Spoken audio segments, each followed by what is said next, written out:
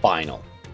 Culmination of a tournament with two best teams or players compete for the trophy. At the start of this season though, I don't think anyone would have had this down as our final. The Alaskan Articuno versus the San Diego Dondozo. Pre-season, I was high on Tommy's squad, especially after the trades. I liked the way he balanced comfort picks with just strong, consistent Pokemon. Post-trades, he made it fit his playstyle a lot more. But it wasn't even in my top 4. Evnie's squad, I wasn't sold on at all. His top 2 picks of Screamtail and Iron Hands are excellent Pokemon, even more so in draft.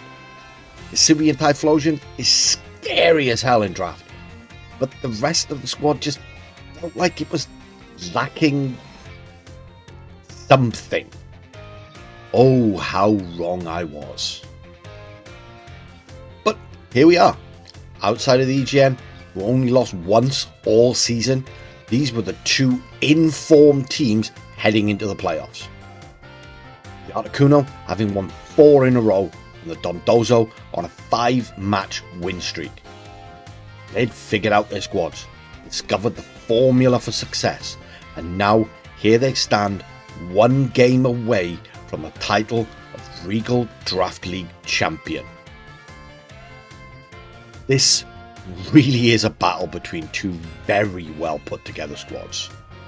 There are minimal weaknesses, some ridiculous offensive power, and some of the bulkiest, most annoying to deal with Pokemon ever released into the wild. Speed control is firmly in the favour of Evnie and the Dondozo. The way Tommy likes to build his teams, he's not going to be able to keep pace with the likes of Iron Valiant and Hisuian Typhlosion if Evnie goes Tailwind. And even if he does, Evnie can just go Trick Room and have Iron Hands destroy his family name. But I honestly think neither coach will prioritise speed control in this matchup. They'll make it a battle of wits. Make their Mons outspeed what they need to, live the hits they need to, and have it come down to who makes the correct plays, the correct switches, at the correct times. Tommy will for sure absolutely bulk it out and just let Evnie have the speed advantage. It's the way he likes to play, the way he likes to build. The question is, who does he go with as the main offensive pieces in this matchup? Gouging Fire and Hisuian Goodra are good, but both are threatened by the Excadrill. Gouging Fire a little less so, since it outspeeds and threatens it right back, but a well positioned Sash Excadrill could really put in the work. This is where I think Landorus could come in. It threatens so much of Evnie's squad. The question is how to fit it onto the team. Evnie, on the other hand, is a little more difficult to predict. They've shown both sides, bulky balance and speed control. Hell, they've used both Tailwind and Trick Room multiple times this season. Personally, for this match, I would be running speed control in Evnie's shoes. The speed tiers are all over the place and so difficult to predict that I'd want to take that out of the equation. I also like Tornadus in this matchup. Torn pressures Ogerpon and can be used to stop Gouging Fire from clicking Terra Grass, so it makes a lot of sense. Like I said, I also like Excadrill here. Partnered with Torn or Typhlosion to make Tommy think twice about using that Terra button, it could put in some serious work. I cannot predict a winner here. Even though Evnie destroyed Tommy in their Week 5 match, honestly, don't let the 4-3 game 2 fool you. This is a very different Tommy to the one that played that match. Both coaches are playing some excellent Pokemon right now. My head says Evnie. They're an amazing player and have the speed advantage that I like so much. But my heart says Tommy, my brother in hacks, having finally got over that semi-final curse, this could be the season. So, without further ado, let's get into it and see. This is not the team I expected from Evney. I did not expect to see the Bruxish, but he has used it a lot this season, to far more success than I ever did. I was partly expecting an offensive Amoongus set. I think that could have gone really well into Tommy's squad, especially if you're going to go Trick Room. From Tommy, yeah, it's pretty much what I expected to see. Espeon is pretty good in this matchup, as is Slitherwing.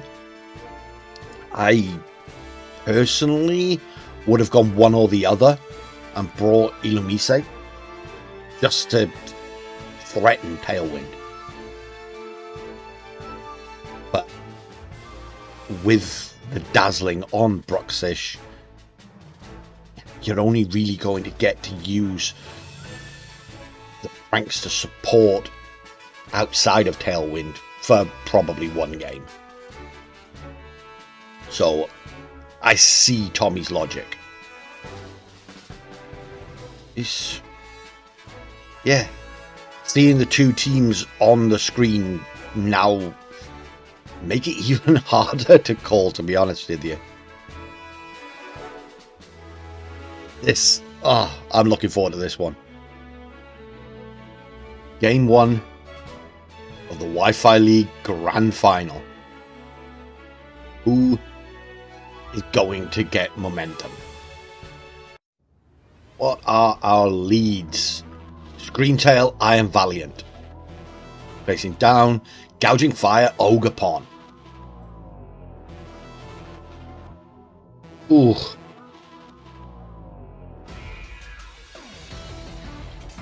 Booster Screentail. Yep, it's gotta be speed. No booster on the Gouging Fire.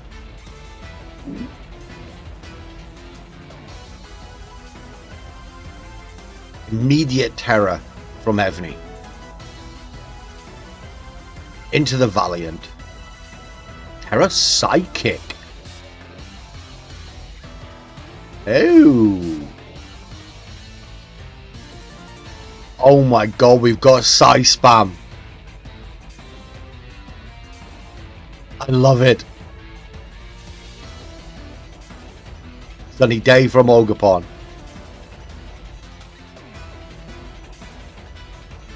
Booster attack, Gouging Fire. There's the expanding force. Oh! It's Sash on the Ogerpon. So much damage into that Gouging Fire.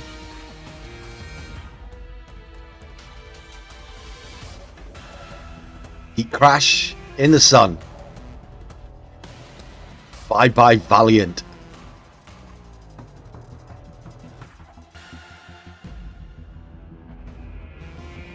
That is an insane turn 1. Out comes Torn. Follow me from Ogerpon. Sacrificing himself. Herself, I should say. Disable. Looking to stop Heat Crash. Ogerpon dodges the Bleakwind Storm. Heat Crash though. Ooh, Sash. No, it just lived. Hidden Focus Sash Tornadus. How is Tommy going to play around that disable? Ogerpon switches out. Into Landorus.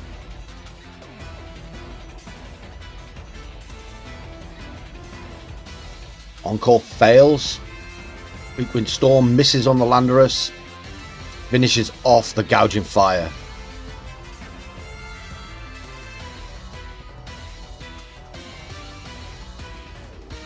Ogerpon comes back out.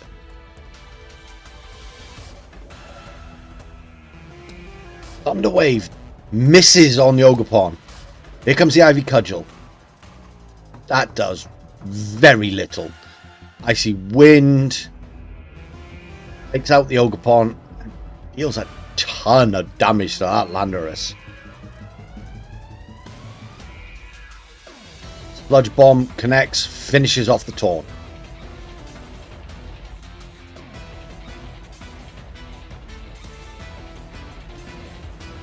Espeon in the back versus Excadrill. Thunderwave bounce straight back. Ah! Shadow Ball tips down the Excadrill. Gets a special defense drop. Ironhead takes out the Landorus. Life Orb Excadrill.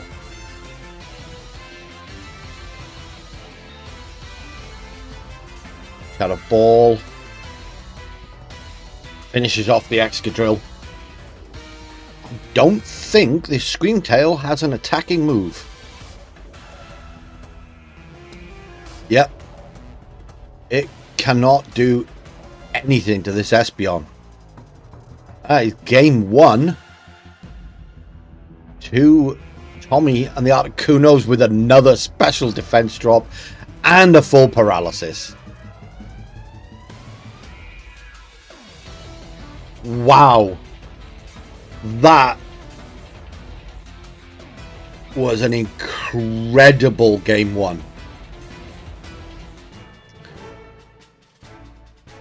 I love the Psy-Spam attempt by Evney. That's so creative and not something I even considered. Yes, there were some typical Tommy hacks involved, but the way Tommy played around Screamtail was very, very well done. Letting it sit there, do its own thing, and then have all my friends are dead syndrome, where absolutely everything else on the team was dead,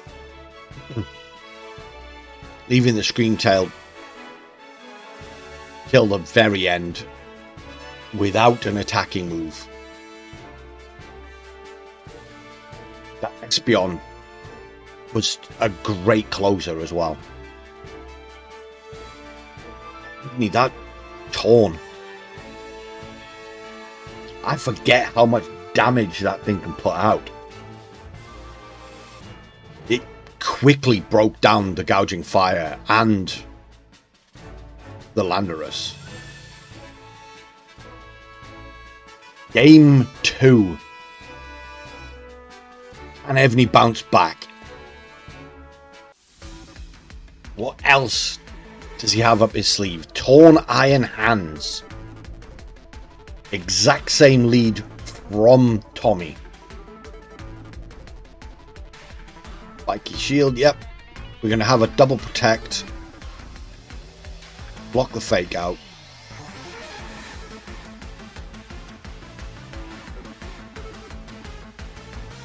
There's the Tailwind.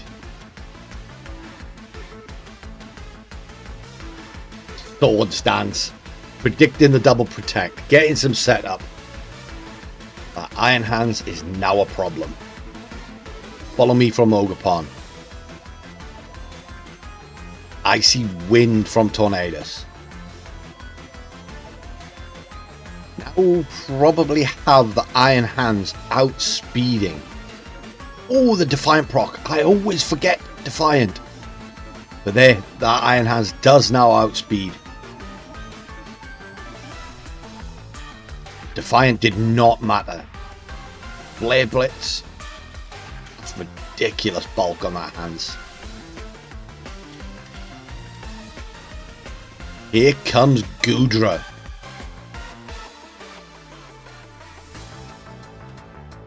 Terror from Tommy. Into the Goodra. Terror Ghost. No more Drain Punch for you, Mr. Hands. Bleak Wind Storm. Good chip damage. Wild Charge. Predicting the Terror Ghost. And deleting the Goodra. Wow.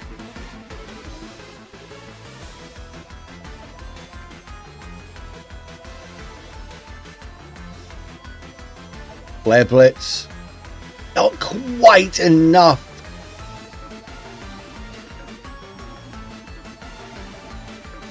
Rocking that Citrus.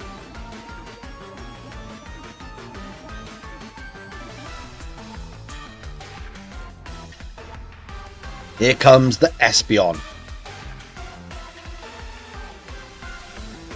Icy Wind. Slowing that Espeon down.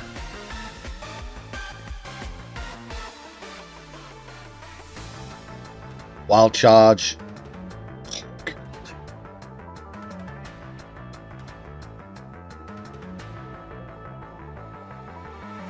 Brian taking itself out, but it has absolutely decimated the Articunos here.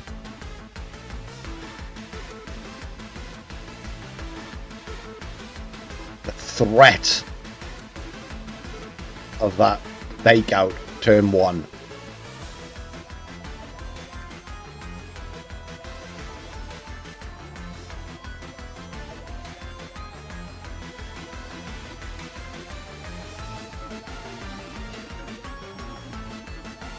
Burning Bulwark. Protect for 1 turn. Hope to get the burn on that Excadrill. Earthquake though, not a contact move.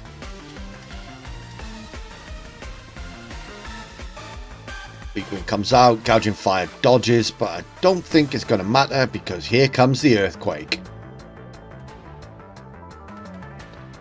Game 2 goes to Evney. We are going to a Game 3, folks.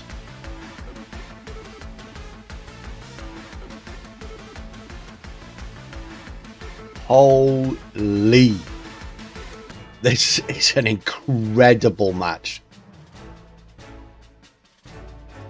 How the hell does Tommy deal with that Iron Hands?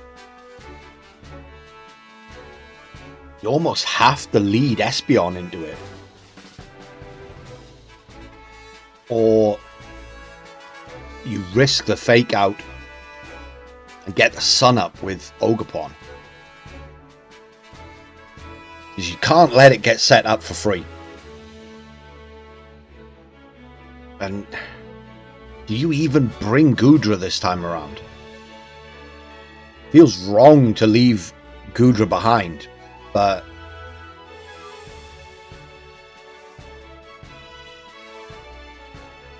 let's find out.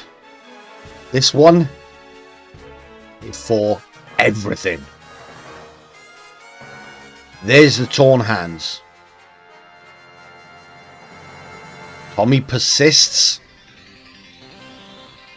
Hands does go for fake out this time.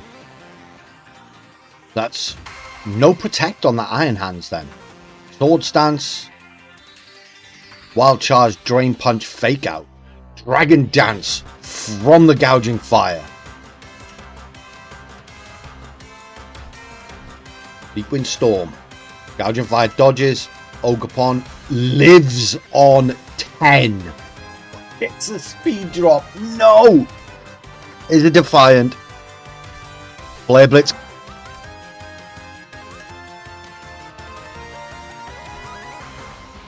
Where's... Oh! Sword Stance comes out. Sunny Day from Ogerpon. Another attack boost for Gouging Fire. Heat Crash in the Sun might be enough to finish off Brian here. But what do you do with the Ogerpon? It's got the +1 now. In fact, no, it's a +2. +2 Ivy Cudgel into that hands might be enough to finish it off. But it's faster. Just goes for the Spiky Shield. Icy Wind. Gonna erase that +1 speed from Gouging Fire. Another Swords Dance from the Iron Hands. The Flare Bits does come out. Not wanting to risk the Heat Crash not KOing. Iron Valiant hits the field. Last turn of Tailwind. Burning Bulwark from Gouging Fire. Seeing out this last turn of Tailwind. Icy Wind. Connects on the Ogerpon.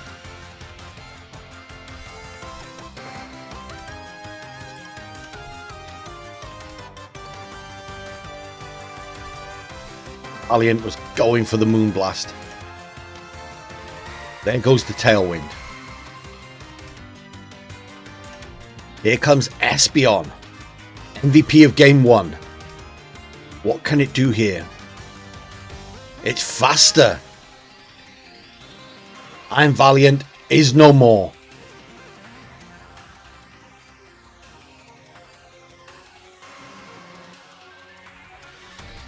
Espeon avoids the Icy Wind. Oh no.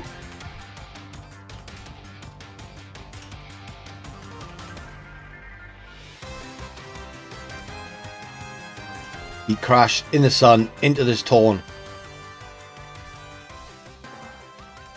Big KO.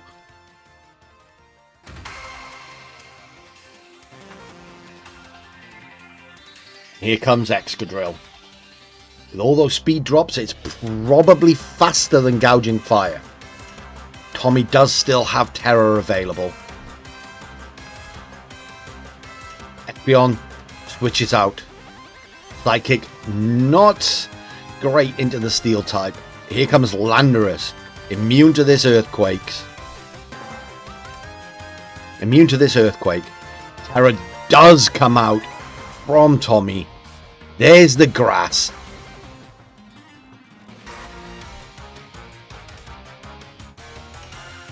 Big old flowers on that big old head. Predicting the Terror. Goes for the Iron Head.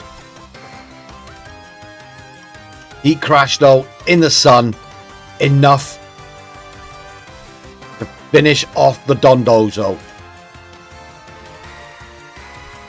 And Tommy is your Regal Draft League Season 3 Wi-Fi League champion.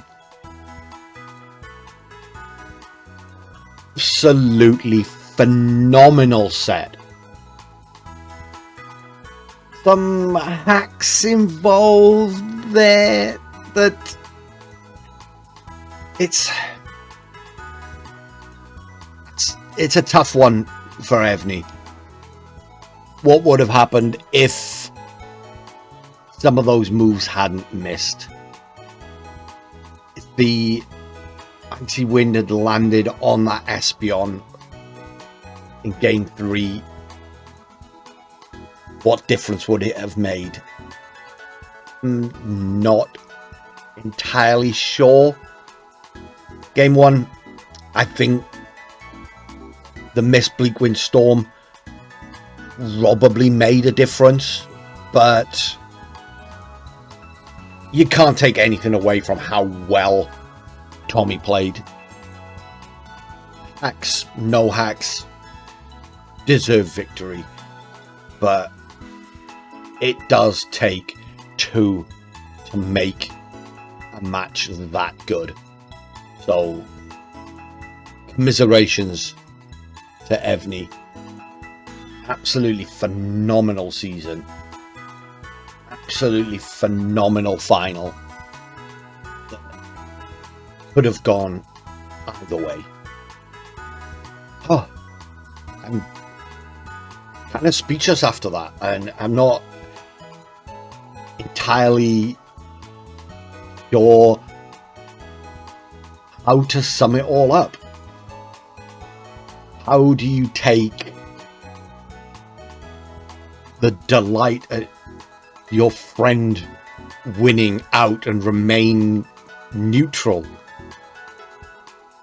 It's really hard, but I can't overstate how impressive Evney has been every time I've seen them play. Every match of theirs I've seen has been immaculate. And like I said, it takes two to make a match that good. I'm going to go and watch it again. That was incredible. It has now been a little while since the final, but I promise what's coming will make the wait worth it, because I am now joined by your new Regal Draft League Wi-Fi Battle and, spoiler alert, Grand Final champion. My brother in hacks, the master of bulk it out himself, Tommy. It feels weird hearing you say that, to be honest. Well, I was actually leading into the first question of, it has been over a week now at time of recording this since the first final. Yeah. And what, about 36 hours or so since the grand final? Has it actually sunk in yet? No, not even close. I'm still not convinced that I won it, to be honest. Well, I'll be the first to say I didn't think you'd get past the semi-final curse, but Yeah, neither did I, mate. Neither did I. you know, that throwing arm was so warmed up early in the season. It was primed, mate. It was primed to go. It was. Yeah, luckily I managed to get rid of it just in time. Well, I did threaten to get the saw out a couple of times. Yeah, well, I can guarantee it'll be back next season. Especially early on in the season. But actually quite a nice segue into the next question, which was, going back to the start of the season, how close were you to throwing in the towel when everything was just seemingly going horribly wrong? Well, I do seem to remember telling you that I think it was after the loss to Evney, actually, that I was tempted to quit if I then lost my next match, which I think was it Chris? Yeah, it was Chris. Yeah, that's a point. Yeah. I'd forgotten about that. So I think if I'd lost that game against Chris, I was probably just going to throw in the towel and just wait for the next season. I'm glad I didn't now. Yeah, because it was week 5 you lost to Evney. Yeah, so I think at week 5 I was, 1-4 or something? You I think I would have been 1-4. Or maybe 2-3 at best. So, lost to me week 1. I lost to Breloom. Then you beat Ted, and then you lost to Otter and Evney. Yeah, so yeah, you were 1-4. Yes, I was 1-4. God, I forgot how bad it was. I actually think you'd started worse last season. Yeah, last season I was 0-4. Yeah. And then I ended up 5-4 by the end of the season somehow. Every season, man, I've not lost a game in any of the 3 seasons in like the last half of the season. Yeah. Outside of like semi-finals. That's fucking wild, man. I don't know what it is. Wild. I don't know if it's just like a subconscious thing now where I'm just going to play terribly until about week 5. Yeah. I'm okay with it. If it means I can get to the final, I'll take it. Yeah, if it means you win the whole fucking thing, yeah. Yeah. So if I go 0-4 at the start of season 4, just don't even worry about it. The funny thing is, this season is probably the best squad you had as well. Yeah, I think hands down this is the most fun I've had with the team. Post week 4 or 5. It took me a little while to figure it out, but we got there in the end. Yeah, 'cause I still don't fully understand why your initial squad got the hate that it did. Yeah, But nobody seems to like that squad. except me and you. Yeah. Yeah, I think it was quite a risk that I took making all 4 trades before we'd even played a match, but Yeah. paid off in the long run, I guess. I think the was it 4? Yeah, it would have been 4 ones I bought in. They all did incredibly well for me. So Yeah, Landorus, Ilamise, Ogapon and Espion. Yeah, Espion. Yeah, and they were all all ended up being pretty damn good trades. Yeah. Absolutely massive trades, actually. Yeah, so there was some method in the madness of that week 0 Yeah. panic. Which one do you think was the best bring in? That's a tough one actually, because Espion was good in brief moments. Kind of, it was matchup dependent. Yeah. Ilamise is kind of like just a brilliant support, but didn't really do much else other than that. Landorus obviously got loads of kills throughout the season. I think it was on like 17 maybe by the end, something like that. Yeah, something like that. And I think I'd say the Ogapon, because I used it a bit differently to what people probably thought, because I used it pretty much exclusively as support. Mm-hmm. I mainly used it as like a sunny day Follow me bot. support for the gouging fire. Yeah, I think there was one game where it got the Defiant boost and like died instantly. I was like, oh shit, Defiant, here he goes. Ogapon's going to pop off, and then it died. And I'm like, okay, didn't have to worry about that. I Then. only ever had like 1 attack on it. Like most matches, it only had like Ivy Cudgel because I had so much support on it. Yeah. So it couldn't really do a whole lot in terms of offense. But Well, that's the weird thing, and it's kind of how I found with Rock Ogapon was this so many options. You almost get that 5 move syndrome that I've always had with my supports, where you just want, there's so many things you want to do with it. With a mon like Ogapon that has got the damage output that it has, it feels kind of wrong to run support options on it. Yeah, it does. And it gets shit like I'm still running like max attack on it, even when I'm running the support moveset on it, and I'm thinking, but I've been investing a bit more in defense. But it's like you want to still be able to do a bit of damage. Yeah. It's like, yeah, I like the fact that I because I kept using the lead of Gouging and Ogapon because it's kind of like the go-to. But I like the fact that you if the opponent sees it, they kind of have to think that's probably going to be Howl plus like Ogapon sweep, but it just never seemed to be that with me. No, it was always I kind like of flipped it in terms of Gouging Fire being the attacker. But even then, most of the time it seemed you weren't running much other than bulk and support on Gouging Fire as well for most of the season. Honestly, my entire team just seemed to be support. I don't know who the attacker even was. Half of my teams were just 6 support mons, all helping each other out. There was no offense at all. Just bulk it out and pick up KOs where you can. Yeah, literally. I looked at the Kill to Death charts, and I'd forgotten that Hisui and Gudra had gotten so many KOs. Yes, I think it was like, was it 4th maybe in the end? 3rd, I think. It's somewhere in the top, I think. I think it was 3rd in the end. Let's have a look. Oh no, it's 4th. Fluttermane just pipped it. Shit.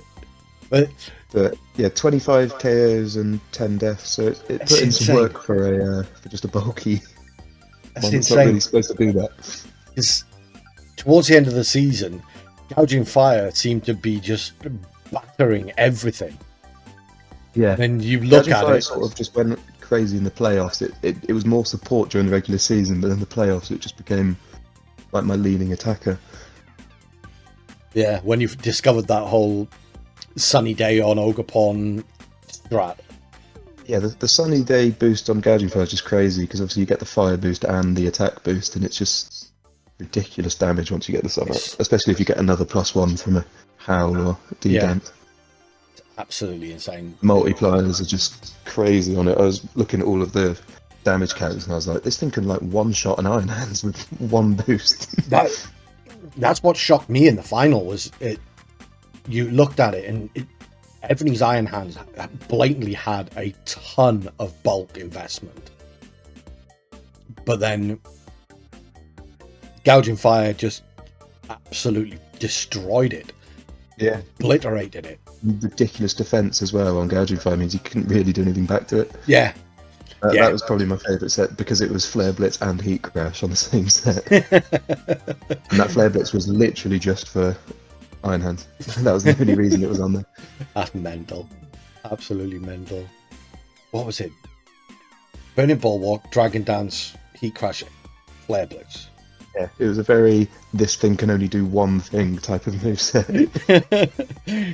If he'd set Rain with Screamtail, you were fucked, really. Oh yeah, I was really worried that he bought weather. I was like that pretty much every match throughout the playoffs. I was thinking somebody's just going to bring like Rain or something to try and shut my team down, and nobody ever did. So. That's shocking, actually. But then you didn't really run it all season either. So yeah, it was kind of a late season sort of discovery, if anything. Yeah, you rolled it out in the playoffs, and everyone's just like, "Oh fuck."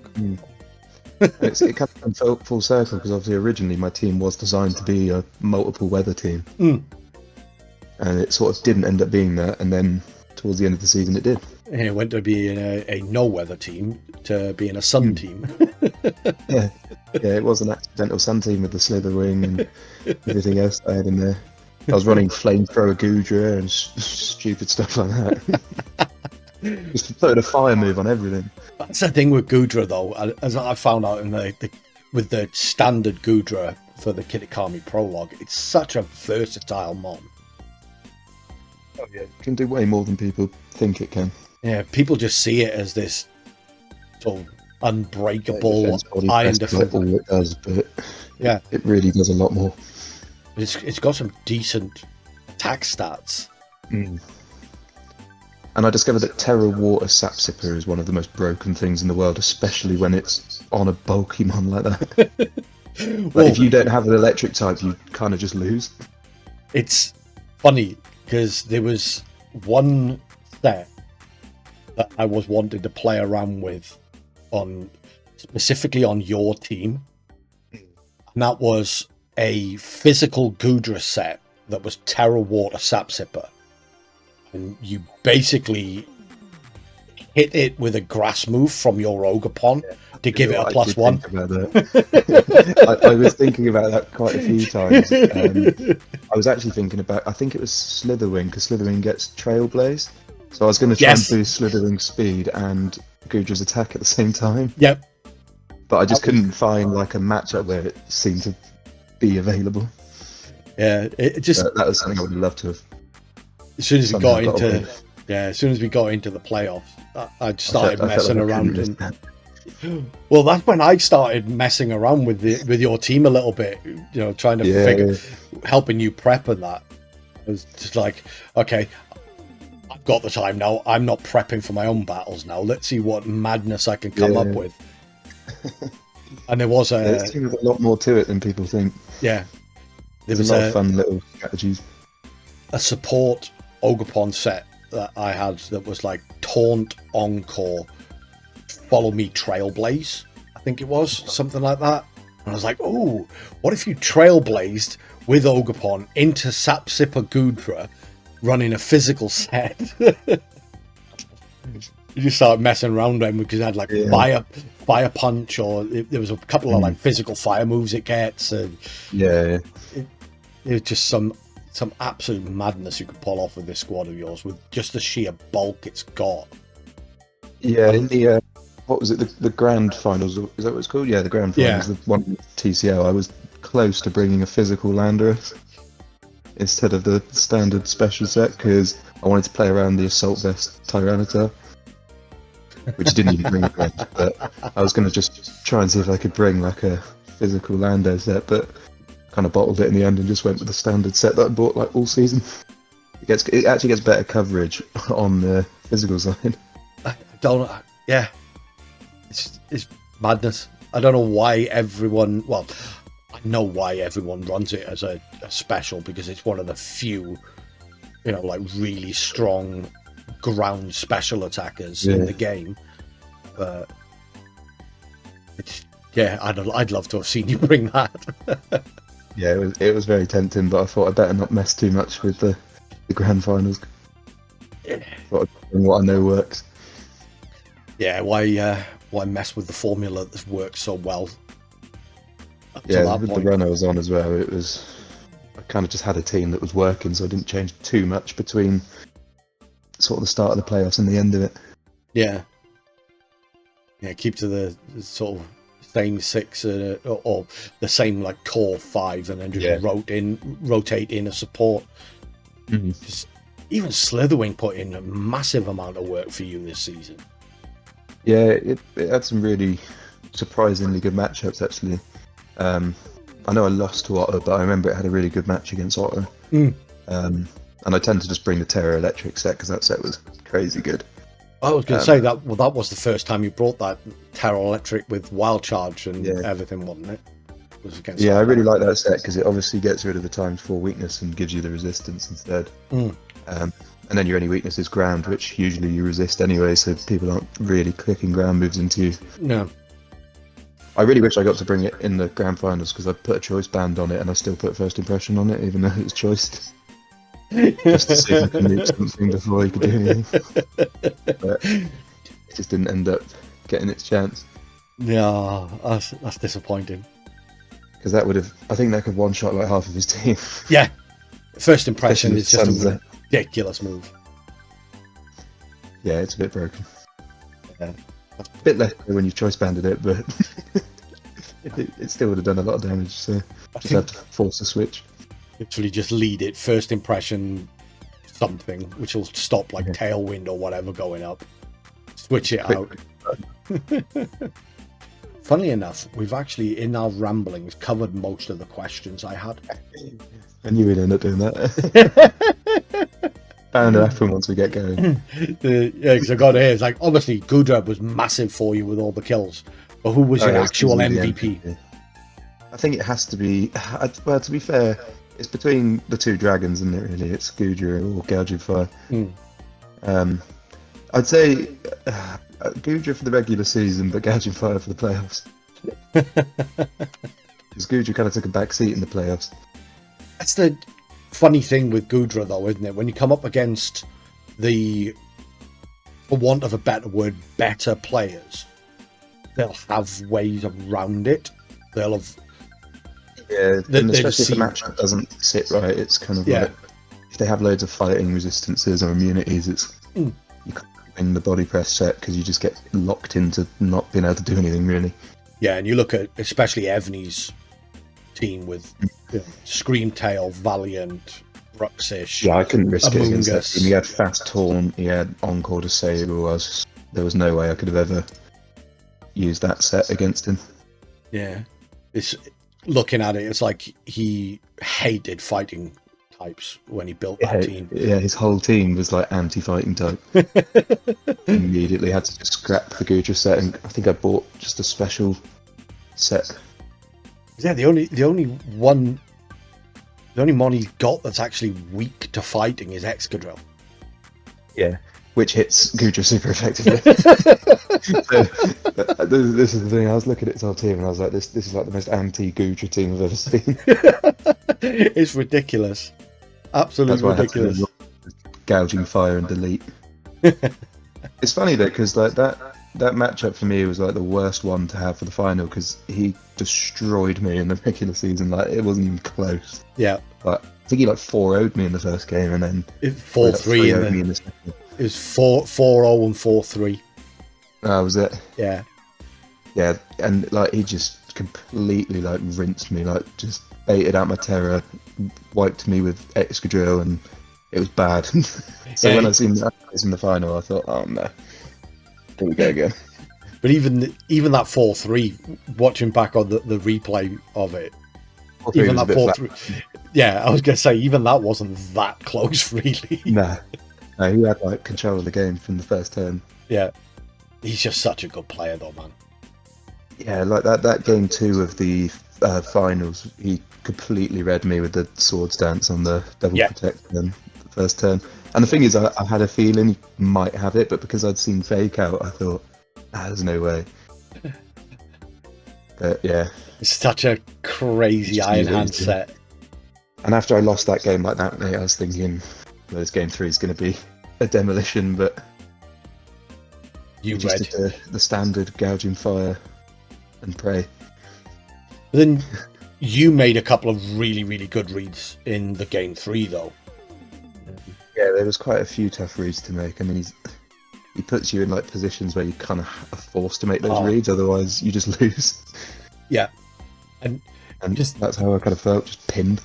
My match with him, obviously I had the issue with my fucking Whimsicott set being completely messed up. But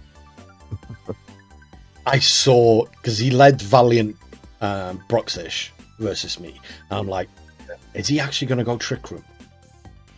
Right, okay, no, we'll just go beat up. Oh, fuck, there's no beat up. Then I was like, oh, wait, is Iron Valiant is Terra Water? Is he going to Terra Water, Terra Blast me? And I was just sitting there, I'm in an RA, and I'm like, is he going to do that? Do I go, and he just puts you in those, like, insane, awkward, mess with your head positions. I mean, the reason I beat him in the end in the finals came down to me just being stupid with my EVs, is what I figured out. Because in that game 1, obviously, he did the Terra Psychic expand force, didn't he? Yeah, that was so good. 99% of the time, that KOs Gouging Fire. Yeah. But I was running like 150 odd special defense and like 150 HP EVs. So I was just like, I was max bulk in special defense. Oh my god, that's insane. Yeah, I realised after the game, I was like, if I didn't put all that bulk in, that was game over, because the Gouging Fire goes down turn 1 and I lose. Yeah. Yeah, I was shocked it lived. I didn't think it was going to live, but then I remembered that I'm an idiot and I just put all of my EVs into bulk. Insanity. Sometimes it does pay off. Absolute insanity. Honestly, looking through like all of my sets from this year, like every set has just been invest in bulk, put a little bit into attack if you need it. It's the Tommy way. Yeah, so I don't need to knock anything out in one hit, because they're going to be knocking me out in about 3 or 4 hits minimum. Especially because I was just running Illumise with Charm and Light Screen all season as well. And then you got the Breaking Swipe and Snarl and Gouging. Yep, that's madness. I just spent the whole season just reducing everyone's attack.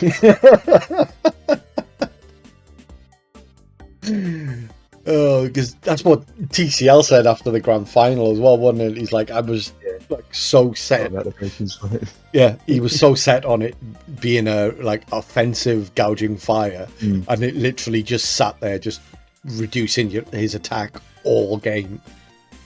Yeah, I think especially because I've just bought Gouging Fire to like every playoff game. Yeah, as an offensive piece, switching it up at the last minute again probably did throw him off quite a bit. But that's what I like about that Gouging Fire Ogre Fun lead, is you have no idea what those two mons are running until they do it. Yeah. Like, there's so many options when you have those two together. Yeah. I love that lead. It's so fucking good. I'm pretty sure throughout the playoffs I led that like almost every single game. Like, I think it was only against Cal where I was running Slitherwing for the Cresselia. Apart from that, I think I just ran Gouging Fire upon every match. I think it was actually wasn't there only one match as well that you didn't bring Gudra for in the regular season? Yeah, I think it was. It came to pretty much everything, because it was just running the show. I think looking up prior to recording the final intro, I think that was the only game as well, the only match as well that Gudra didn't get a KO in. Yeah, there definitely wasn't many games where it didn't. I remember it really started going crazy after that win against Ted, my first win. Yeah, because that was like that game where he had the Galarian Articuno that was setting up like ridiculous amounts of stats changes. That was the most insane match I think I've seen. That game was just like, fair play to his team building. That was crazy, like coaching and calm mind at the same time on that bird. And it ended up in one of the games. It was just those two, Kudra and just stalling out. Yeah. It's like neither of us could KO each other. Yeah. I was like, where's the crit? I had Ice Beam on Kudra that I managed to get through it. Yeah. Oh fuck. Yeah, that was one hell of a game. Would you say that was your favourite from the season? I mean, yeah, I'd say it's either that one or when I beat Cal, just because I thought I was going to lose that game because just his team was so busted. It was a shame that one had to end with a disconnect, really, because it was a really fun set up until then. Yeah, it was. But because I hadn't played him in the regular season as well, there was like a bit of a different dynamic as well, because I had nothing to go off of. Yeah. And obviously I'd watched him just decimate the league for the whole season pretty much. Yeah, that was insane. That team was ridiculous. Yeah, I don't know how I managed to beat that team, but I mean, I don't know how I managed to win half the games I won on second. Like beating Draco twice was crazy because he's a brilliant team builder as well. Mm-hmm. Yeah, I think I kind of realised that he just didn't have an answer for gouging fire. Yeah. I think he now hates that man. I have a feeling that gouging fire might be sought after next season because it's definitely one of the better draft mons. You best get that #1 pick then, huh? Might have to get it back for next season if I get the #1 pick. Yeah. You get annoy everyone. You get #1, get gouging fire. I'll get #2. I'll get Whimsicott back. Yeah. And I don't really care about the rest of the team. Yeah, exactly. We'll figure it out from there. Yeah, that's all that matters is getting my 1-1 back. So who would you say is your unsung hero on the squad? I would say either the Illumise for the support that it's done, or maybe Espeon. I think Espeon, even though it was very situational, it put in some good work in certain matchups. Like the game against Otter, it was good because it had the Trick Room Imprison stuff on it and Hyper Voice Imprison, which was huge at stopping that Blood Moon Primarina combo. Yeah. And in the finals, actually, against Edney, it got a few big KOs. Yeah, I was going to say the that spec set you run. Yeah, with Trick, and I didn't get to use the Trick, unfortunately, but that would have been fun to use on the Iron Hands. I was waiting for the Trick to come out. I was like, go on, do it. Trick the Iron Hands. It was tempting. Yeah, I think the Illumise as well is definitely an unsung hero because I don't think it got like a single KO in the season, but it was there to just annoy. Yeah. And it was the definition of one of those mons where you want like 5 moves on it because it just has everything. Yeah, Tailwind, Fake Tears, Charm, Encore, Thunderwave. It's got so many good everything. things. Light Screen. Endeavour's good on it as well. Yeah, it is. That's what I used against Cow actually. That was one of the best sets I've used on it. It really is Whimsicott at home, isn't it? Yeah, I was glad I picked it up in the end. It was for the points as well. I think it's really good value. Yeah, because I grabbed it in the other league that was in temporarily because someone took Whimsicott. And it was so good. Yeah, and on this team as well, having the Prankster weather is always very handy. Yeah. Especially towards the end of the season, having that sunny day, massive. The one thing it doesn't have though that I wish it did have was Taunt. Does it not get Taunt? Nah, I really thought it did when I drafted it, and then I looked for its moves and I was like, so it doesn't. Yeah, I'm not picking it up now. Like Landorus gets Taunt, but Illumise doesn't. How does that make sense? Yeah, you don't want to run Taunt on Landorus though, do you? Really? No. Ogerpon, I did a couple of times, but I never really bothered using it. Ogerpon, I guess you could run Taunt on. Yeah. Again, there's so many other things you want to run on Ogre. The running taunt, it just Taunt was meant to be sort of the bane of my existence this season as well, because it felt like every match I was getting taunted every like 2 seconds. But luckily, like it just kept working out for me that whenever people would taunt, it'd be the time that I'm running an offensive set on whatever they taunted. I'm just like, you just wasted a turn and a move pool, so I'm okay with that. That's draft for you though, isn't it? You know, you can't account for everything, so it's just like.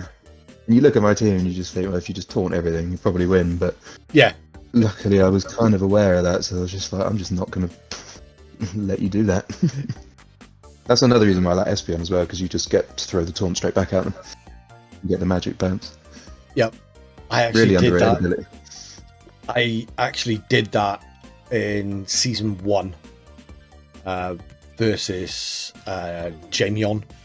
He had magic bounce. Yeah, no, I remember that. Yeah. He had magic bounce on Hatterene. Yeah.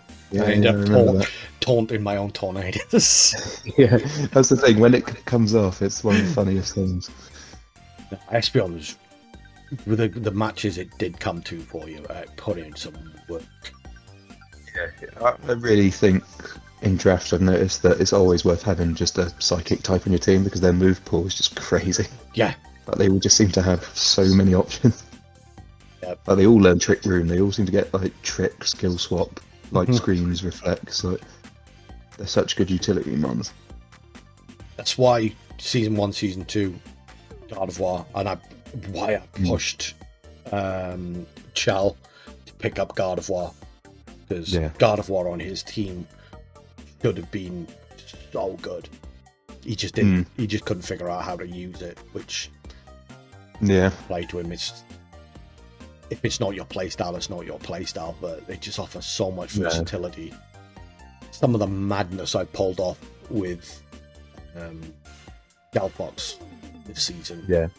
Psychic types are just incredible in draft. Yeah, 100%. I'll definitely be drafting one next season.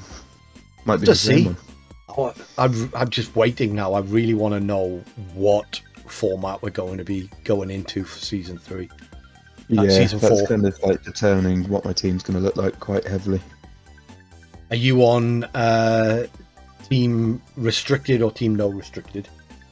Honestly, I don't mind too much, but I like the idea of the restricted, but I don't know how well it will work in draft, but I'm willing to do a season and see how it goes. I think it'd be a shame to not at least try it. Yeah, I think that's where I'm at with it as well, to be honest. But I wouldn't be like devastated if we don't do it, but no, I would like to give it a go at the same time. I was thinking about it the other day, messing around, trying to come up with some teams for next season, and there's a reason why you look at the singles draft leagues that are going on at the moment.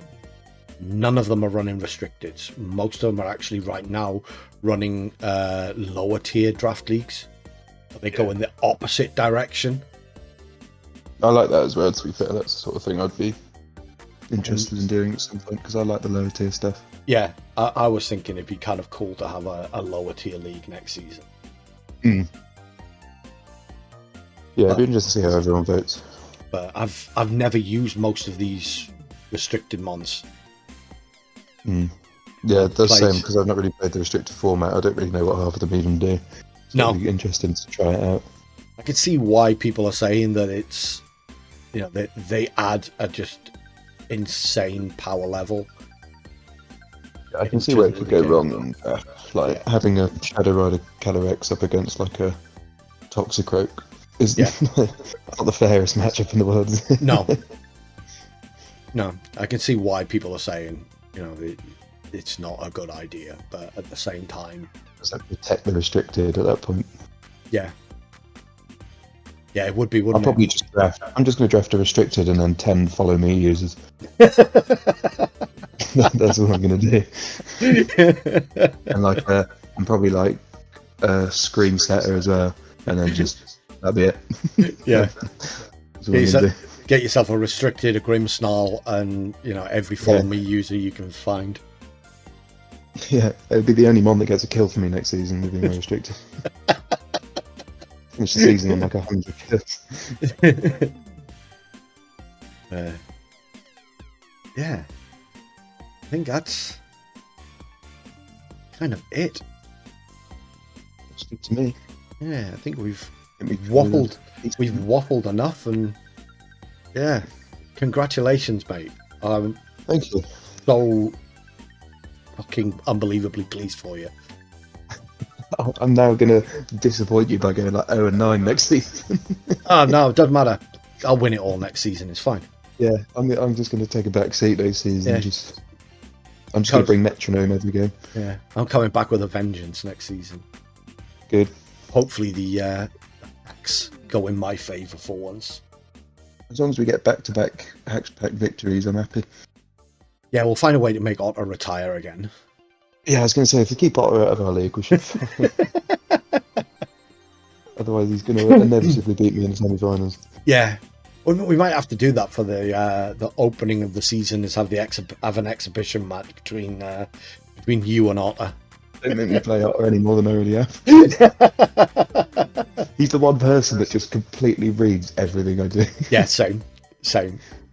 I just get sick of it. He's just too good. Yeah, he's an absolute. I'm never telling him that, but he's too good. Cut that. Yeah, I will. Don't worry. There's a reason I call him Evil Otter. Roll on next season. I'm looking forward to seeing the video now then for the finals. No, it's going to be awful. You're overselling it. Yeah. My content sucks, man. I don't know why you fuckers watch it.